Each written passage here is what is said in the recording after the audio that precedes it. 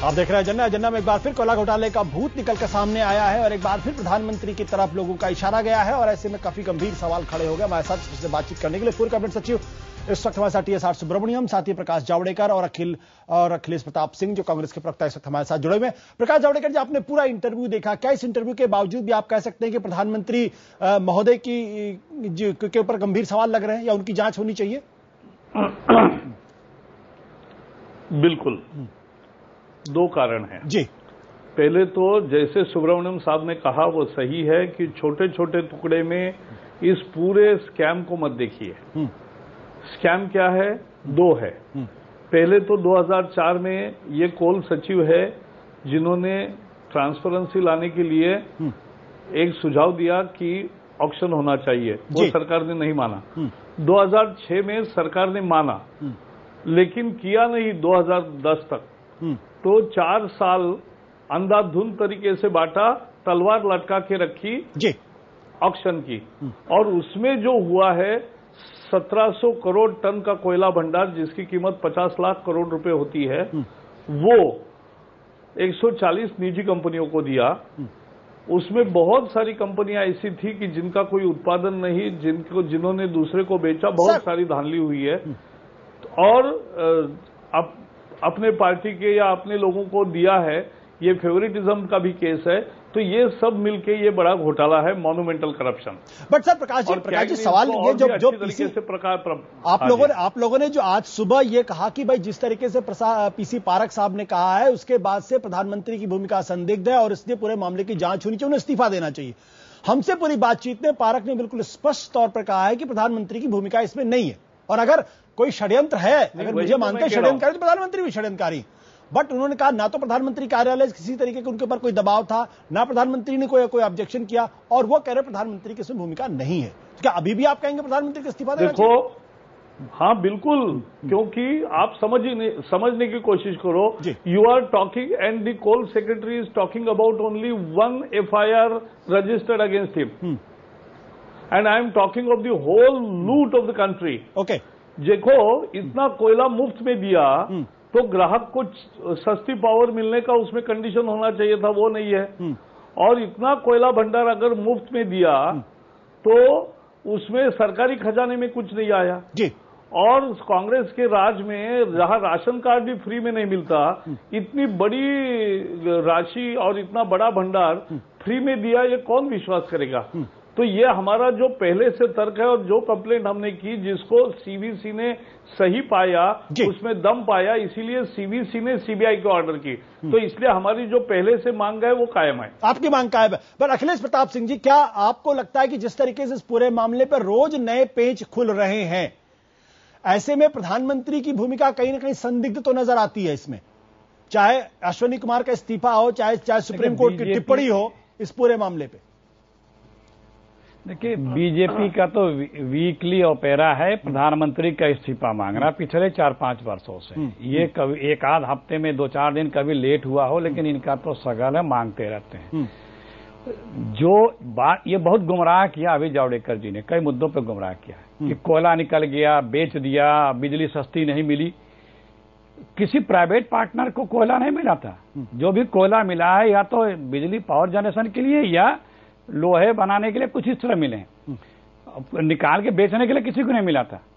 दूसरी बात कि जब कोई भी मिनरल्स निकलता है उसका कहीं कोई बाय प्रोडक्ट बना रहा है, चाहे पावर जनरेट करे, चाहे पेट्रोल निकाले, चाहे गैस निकाले, उसकी कास्ट वैल्यू फिर निकाल करके रेट फिक्स होते हैं। वो सब तो अभी हुआ ही नहीं। अखिलेश जी, आप बुनियादी सवाल पे जा रहे हैं। नहीं, कोयला के मामले में घोटाला हुआ, क्योंकि गुमराह किया इन्होंने थोड़ा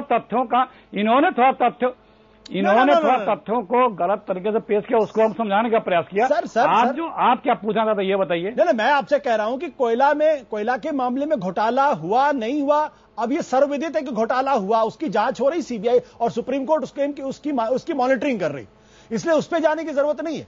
मैं कह रहा हूं कि बार बार प्रधानमंत्री कार्यालय तक आंच पहुंचती है, भाई ऐसा क्यों होता है? बार बार पहुंचती है।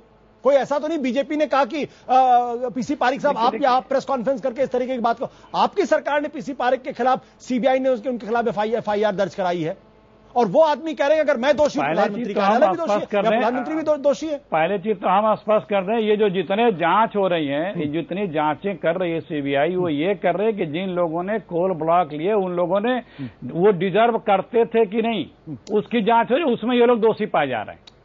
अभी घोटाला नहीं है, क्योंकि अभी किसी ने कोयला खोदा नहीं, किसी ने अभी तो ये सीएजी ने रिपोर्ट दी थी कि हाँ, ये अगर इस तरह से होता तो इतने रुपए प्रॉफिट होते। वो दूसरा चैप्टर है, जो सर्वविदित है, मत बात करिए।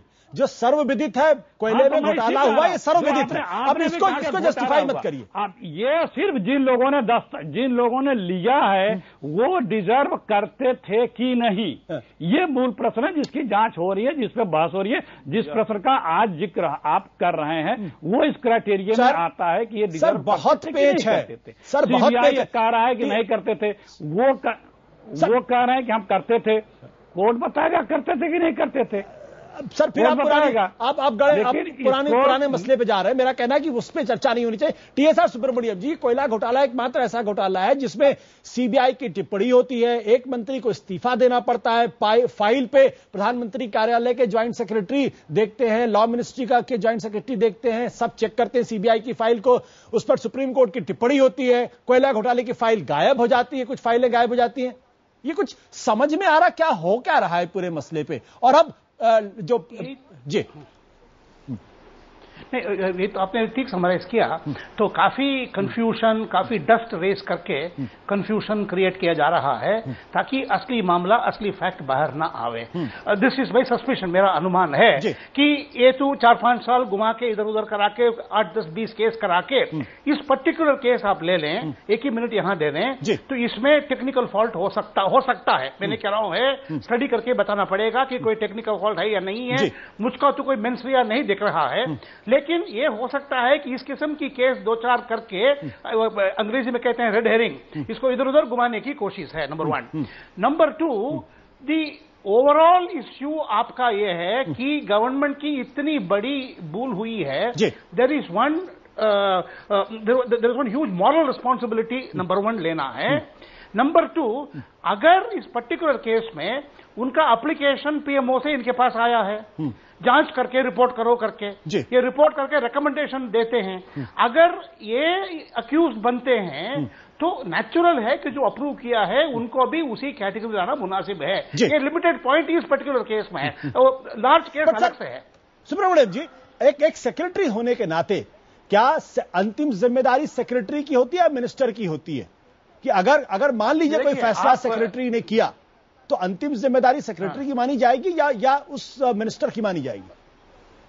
सिस्टम में यह है कि अगर सेक्रेटरी ने सब फैक्ट्स पूरा लिया है, जो भी जिस लेवल पे भी, जो अंतिम लेवल पे जो डिसीजन दस्तखत होता है उनकी जिम्मेदारी है, बशर्ते सब फैक्ट्स उस विषय में पूरा फाइल में या सिस्टम में आ गया या नहीं। अभी प्रश्न ये है कि क्या पीएम के पास फाइल जब गया है, एसेंशियल फीचर्स फैक्ट्स बाहर आए या नहीं आए हैं। जैसे ये था डिसीजन स्क्रीनिंग कमेटी का और इनका एप्लीकेशन ये है, इसमें बल ये है, वर्तमान पॉलिसी ये है, उस पॉलिसी के अंदर है या बाहर है, और अप्रूवल चाहिए। अगर ये सब आ गया, जो लास्ट डिसीजन लेते हैं उन्हीं का जिम्मेदारी है। तो अगर सेक्रेटरी के खिलाफ एफआईआर दर्ज होती है तो क्या मंत्री के खिलाफ एफआईआर दर्ज नहीं होनी चाहिए?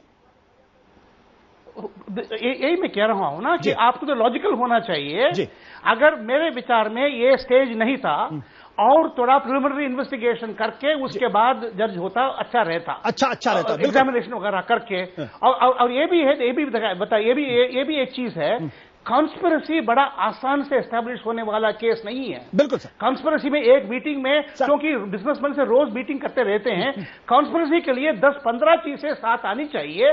पहले ये सब करके उन्होंने सही कहा, इतनी आउटस्टैंडिंग लोगों को आप पब्लिक में अवहेलना करके आप पब्लिक में आंसर करने की स्थिति में अब लाएं। कल कैसे एक्सपेक्ट कर सकते हैं योर बेस्ट ऑफिसर्स टू, वो अभी तक जो रिकमेंड ऑफ अप्रूवल आगे से करेंगे, 6 अल्टरनेटिव देके आप देख के जो चाहो करो, इंप्लीमेंट हम करेंगे, आगे से कहेंगे। बिल्कुल sir. How do expect you people like this man, I don't know him personally, मेरा जानकारी नहीं है, इस किस्म के लोगों के ऊपर आप उनको पब्लिक शक करके और उनको पब्लिक एनिमी करा के आप पब्लिक में दिखाते हैं, उसके बाद कहते हैं कि सीनियर गवर्नमेंट सर्वेंट्स एफिशिएंट नहीं है, मोराल खराब है, तो कैसा ठीक चलेगा? बिल्कुल बिल्कुल, ये बड़ा सवाल है। बट प्रकाश जावड़ेकर जी, अखिलेश जी, अगर सेक्रेटरी के खिलाफ अगर एफआईआर दर्ज हुई तो प्रधानमंत्री के खिलाफ एफआईआर क्यों नहीं दर्ज होनी चाहिए? अगर सीबीआई इतनी बड़ी प्रीमियर, क्योंकि अंतिम फैसला तो आशुतोष जी, आप ये बताएं कि मिनिस्टर्स किसके रिपोर्ट्स या किसकी बातों को मानता है? अरे भाई, जो उसका डिपार्टमेंट है। नहीं, मिनिस्टर अंधे थोड़ी होते हैं, मिनिस्टर अंधे थोड़ी होते हैं। बात मेरे मुंह में मत डलवाइए। हम अगर वो कोई चीज नीचे की नोटिंग्स को, डिसीजंस को बदल रहा है मिनिस्टर, सर क्यों बदलेगा? सर क्या आधार?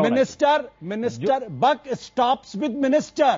अंतिम वो प्रधानमंत्री कार्यालय जो भी मंत्री है उसकी जिम्मेदारी है, वही कह रहा हूं कि